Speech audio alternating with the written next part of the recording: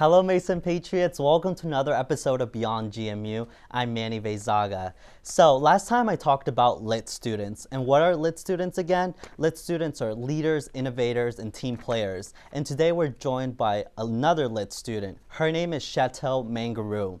Chateau is Executive Assistant to Deputy Assistant Secretary of Defense for Nuclear Matters. Let's welcome Chateau Mangaroo. How are you, Chateau? I'm doing well. Thank you for having me. How are you? Good, good. Thank you so much for coming on to my show.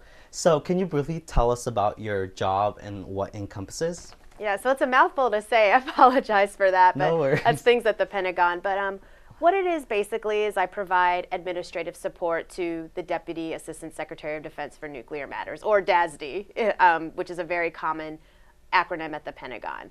And what that encompasses is I do things like making schedules, travel arrangements. I book meetings. I make phone calls to book meetings, things like that. So, you're a communication major, correct? Yes. How is communication applicable to this job? And I know you also have public relations training. How are communication and public relations applicable, or how are you applying it to your job right now? Okay, so I gave like a really simple description of what I do, but it's really a lot more. So say, for example, I have to schedule a meeting or schedule travel. For example, my boss is going to New Mexico next week. So it's not just simply just booking his travel, but it is talking to all the different places he's visiting to make sure they can accept him, to make sure they're ready to accept him, since he is a high level, to make sure they have the protocols in place. So there's a lot of just talking and getting to know people and having them get to know us. So that's public relations, is knowing your customer and knowing your public. And so I do a lot of those things, mainly through email, through phone discussions, and yeah, scheduling a meeting. Yeah, it sounds like it's easy, but when you put all the pieces together and the public relations piece, it can be a lengthy process at times, but I love it. I've met a lot of people, through this job, and I've learned a lot of things, and I've only been at the job a little bit over a month, and it's just amazing, just the little bit of communication I've had to do, how much I've learned. And I know you already have a degree. You already have a bachelor's degree, and you went back to get your communication degree. Why? Why? Well, part of it was, I'm a military veteran myself, and I had a benefit to help pay for college tuition. And since I didn't have any children or a dependent, such as a husband at the time, I was like, well, what do I do with it? So first I wasn't actually going to use it, but I remember one day, I think it was 2015 in the summer, or maybe even in the spring, and I'm talking to my dad, and I just realized I like communication. I didn't realize it, but I like communication. I like talking to people. I like forging those relationships, and I like learning from people. So I decided, well, you know what, I think a bachelor degree in a new field, which communication is for me, would be ideal. And I know you also have a sports minor, sports management minor. Yeah. How have you been applying that to your communication degree, or is it something that you wanted to do just to give you an edge? Well, I've been fortunate enough to have classmates at GMU who run sports-related websites. So I was able to use my writing and write for their sports sites. And I've also been able to work communications for events such as the Big Ten basketball tournament. So I was able to do that, and that was great. So I've been able to use them both, which has been awesome for me. That's phenomenal. All right, thank you so much for talking to us about your job, Chateau. We'll be back with more. So we're back with more Beyond GMU. I'm here joined by Chateau Mangaroo, our lit student this episode. So Chateau, are you ready to play some games? Yes, let's do it. Yes? Okay. So we're going to play some rapid fire questions. You have to answer these really fast. So whatever comes, the first thing that comes in your mind, that's your answer. Okay? Okay. All right. Ready. What's your favorite color? Red. Last book you read?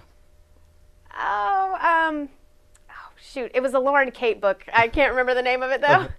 Are you a morning or night owl? Morning person. Last physical album you bought? I think it was Linkin Park's One More Light. Okay. Pretty sure. Dogs or cat? Cats, I know, it makes me horrible, but I like them. They're self-sufficient. What would the movie of your life be called? Oh, wow. Maybe Running Down a Dream, because I've been running for a very long time. Oh, wow. Okay, there's probably more to that. Yeah. What's your favorite sport? It used to be running, but now I'm getting into swimming, but I love to watch tennis. Favorite sports team? Oh, Florida State Seminoles, my Oh. former alma mater. Yes. Ideal place to live. I like the city, so Washington D.C. or Atlanta, somewhere like that. Okay. And do you have a favorite Kardashian? I don't, but Courtney's name is spelled the same as my middle name, so I guess if I had to pick one, it'd be her. Okay, by default. Yes. Alrighty. So this actually helps us segue into our next topic. Okay. Reality shows. Oh. There's so many reality shows nowadays on TV, you know, Keeping Up with Kardashians, the Real Housewives series and everything. I would like to know what you think of reality shows, you know.